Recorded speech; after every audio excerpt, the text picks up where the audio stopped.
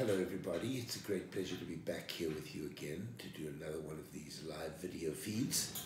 And I have a real interesting case for you today.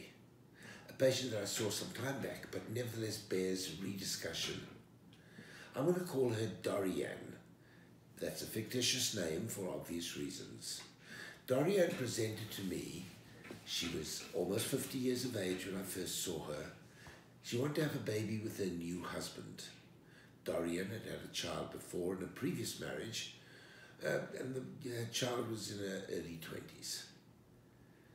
Dorian was interested in the possibility, since she was menopausal, and that is she herself, of using her daughter's eggs to fertilize with her new husband's sperm to produce embryos that could then be placed in her, in Dorian, in the hope of her conceiving and having a child.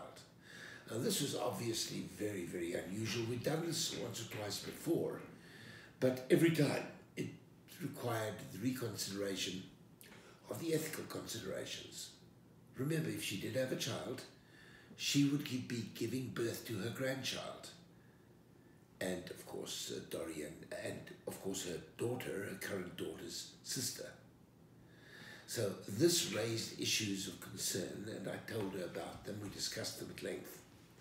Because Dorian was imminently menopausal and was having completely irregular periods and had a low blood estrogen level, I put her onto a course of hormonal replacement therapy to build her uterus to get her ready for the possibility of doing this procedure. I met with her daughter separately and discussed the situation to make absolutely certain that her daughter didn't feel pressured and that she was doing this because she really wanted to do this for her mother and her stepfather. And she did. She was obviously intent upon going forward with this to help out in the most meaningful possible way. After putting her daughter through a full physical and psychological assessment, and also doing the same with the mother-to-be, Dorian, I started to get her ready for the procedure. We stimulated her with low, modest dosage of fertility drugs. She produced a total of 12 follicles and 8 or 9 eggs, I can't remember exactly, and ended up with about 4 or 5 beautiful blastocysts, resulting from the fertilization of her eggs with her stepfather's sperm. This produced, as I say, 4 or 5 blastocysts. We transferred 2 of these to her uterus, and guess what? Her mother got pregnant with twins. They were born, they were beautiful, healthy babies. They were born at full term by cesarean delivery. And I was there for the christening, which was a great experience, I can tell you.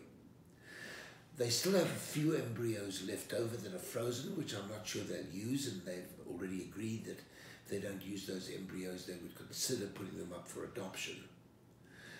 Be that as it may, 2 beautiful babies, happy daughter to have helped her mother, and her mother with 2 beautiful children to raise. So that's where we were with her. Obviously, there are ethical considerations in doing something like this, but think about it. I mean, it's not unusual for a father who has a son who cannot produce sperm to donate his sperm for his son to fertilize his future and prospective wife.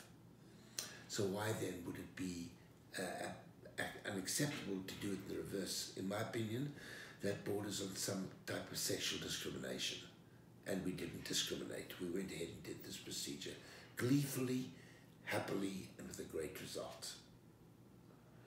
I'm sure that we will do many more like this in the future, but that each one has to be evaluated carefully on its own merits, bearing in mind that there are emotional and physical impacts on both parties. Most important is the fact also that the woman who carries the baby is usually much older and is imminently menopausal or postmenopausal.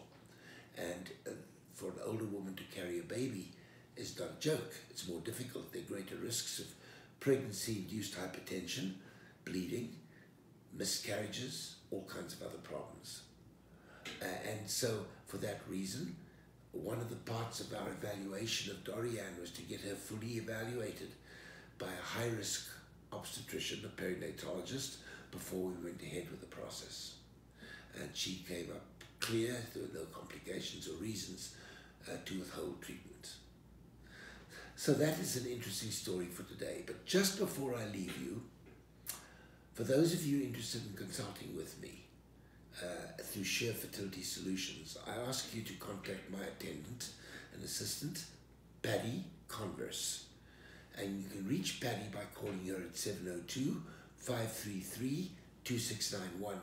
She will set you up with a Skype or FaceTime consultation with me to discuss your case in detail. For those of you who reside in the United States or Canada, you can also reach Paddy through a toll-free number, 800-780-7437. Feel free to call her through that number for the next few days. We've had some problems with that 800 number. It's being restored. So for the next week or so, that may be difficult, but if not, you can always reach it through the other number. Or you can email Paddy directly at concierge, C-O-N-C-I-E-R-G-E, at sharevf.com. concierge@sharevf.com. Email her or call her. She will sit down with you and send you, after sending you a detailed questionnaire to complete. She'll help you hands-on if you need to get it completed. Sometimes there's some questions that are more difficult to answer, but the more complete the information you provide and the records you provide before the consultation, the more value our consultation will be for you, valuable it will be for you. So I urge you to go through the questionnaire and answer it out as best you can. Obviously, if there are things you can't answer, we can get that information at a later date. You can also go to my website, sharevf.com. Again, sherivf.com.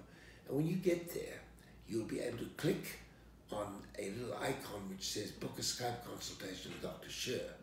Then you can fill in an enrollment form and make sure to put your cell phone number down as well, because upon receiving that, clicking and us receiving that, Paddy will reach out to you and talk to you about doing a consultation with me via Skype or FaceTime.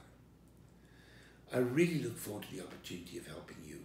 Share Fertility Solutions has helped many patients from all over the world, in fact, from 40 different countries. My next IVF cycle that I'm doing myself, and I'm doing hands-on IVF again in a more limited fashion in Los Angeles. My next cycle is in December, and then there'll be one in early March. So Paddy can give you all this information. Thank you all very, very much, and I hope this was helpful and enjoyable to you.